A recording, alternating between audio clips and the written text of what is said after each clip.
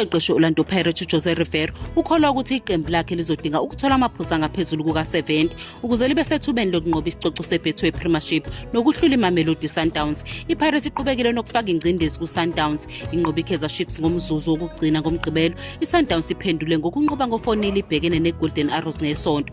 IPirates isithuthuke kakhulu kule sizini, yanqoba imidlalo eyishumi yaphinde yahlula kwemibili kuphela kwengu-12, okuyisize yaba izimbangi ezinamandla zalesi sicoco nokho basalandela iSundowns ngamaphuzu ayisithupha yize basasalelwe umdlalo owodwa.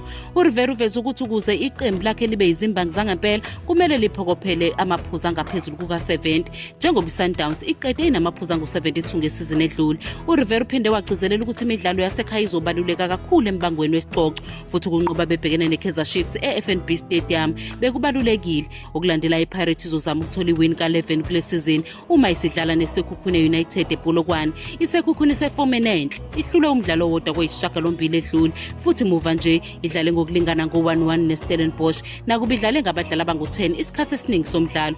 Kuzoba umdlalo onzima kuPirates kwazise iSekhukhune iyiqembu eliqinile, kanti nomdlali weSekhukhune uSipesihle Mkhize uzomiswa kulo mdlalo. uRivera ngase enze izinguquko ezithile ohlwini lwakhe lwabadlali abazoqala umdlalo, mhlawumbe aphumuze uJehova Mabasa. uMabasa ubambe elikhulu iqhaza benqoba idabi kodwa ubekhathele futhi unikwe nekhadi eliphuzi. uRivera wafaka u-Evidence Makgopa ngomzuzu ka-75.